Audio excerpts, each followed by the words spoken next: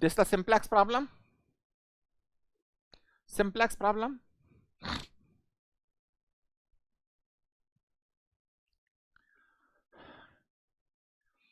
From the table 1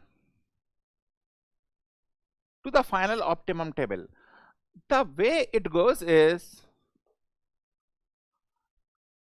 suppose in a graphical method there are multiple constraints. Just say, for example, this is the optimum point. Optimum point. So the initial basic feasible solution will be initially origin. That corresponds to table 1 in the simplex. Now in the next iteration, either I'm moving on this side or I'm moving on this side, wherever there is a more profit. So when we are moving and reached here, there will be some objective function value. Correct?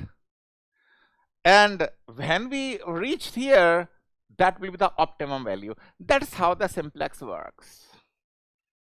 So now this problem is typically a simplex problem. Now intermediate table is given in the form of equations. Intermediate table is given in form of equations. So let us make the equations properly. Simplex procedures are meant for profit maximization, but see, it's a minimum function. So how the convert into maxima first? So how the minima function can be converted into maxima? Multiplied by negative. So maximum z is equals to x1 plus 2x2. Now these constraints are,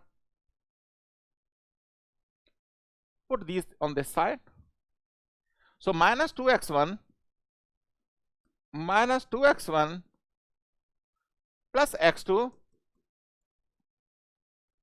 plus x3 is equals to 2. This is the first constraint. Now the second constraint, put this on the left side, minus x1 plus 2x2 plus x4 is equals to 7. This is our second constraint. Third constraint, put this x1 on this side, so it will be plus x1 plus x5 is equals to 3. And now what this indicates, that my solution is valid in the first quadrant. My solution is valid in the first quadrant. So now let us make the table. So here in the objective function, basic variables are x1, x2. So it means x3, x4, x5 are slack variables. Correct? So now I'm making the table. Remember, this is the intermediate table. So I'm making the simplex table, corresponds to this one. So x1, x2, x3, x4, x5 and b. Objective function, you write it here, 1, 2, 0, 0, 0, and the right hand side it's nothing, na? So here also 0. Write the first constant, minus 2, 1, 1, 0, 0, right hand side is 2, minus 1, 2, 0, 1, 0, 7, 1, 0, 0, 0, 1 and 3. So this is your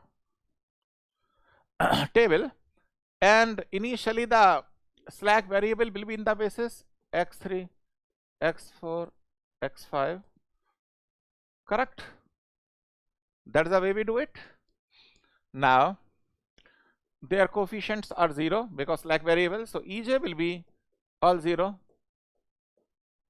this into this plus this into this plus this into this. This complete procedure I taught you in the class. Around 10 hours I taught simplex procedure on different angles in the class. 10 hours. Many people say that it is simplex question never comes. They fool students. Now ej minus ej, this is the c0. 0 minus 1 is minus 1. 0 minus 2 is minus 2. 0, 0, 0. So we take the maximum negative. This is the entering column. Calculate theta column. 2 divided by 1 is 2. 7 divided by 2 is 3.5. Minimum positive is here. And now this is our pivotal value. So what exactly we do? Values below and above the pivotal value, we make it 0. Now question is asking, what is the objective function? So now make it 0. How it will you make it 0? Let us say this is R1. R1 minus 2R2. Let us say this is R2, R3, R4. So 2 minus 2 into 1, then it will be 0. So above x1, what will be written? 1 minus 2 into minus 2 means 5 will be written above x1. x2 of course will be 0. Below above x3, what will be written? 0 minus 2. So minus 2. Correct. Above x4 will be 0. Above x5 will be 0. And b minus 4. Correct. So now my modified will be, this is 5, 0, minus 2, 0, 0, minus 4. Correct.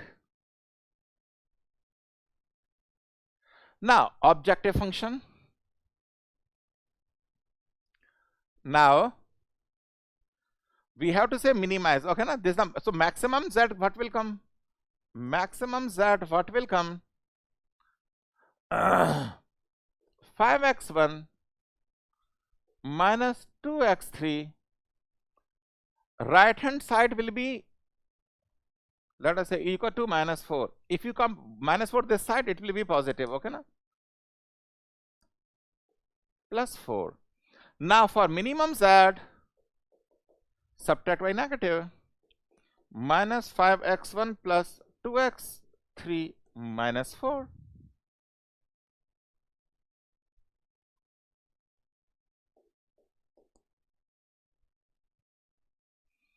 Answer is A. Correct?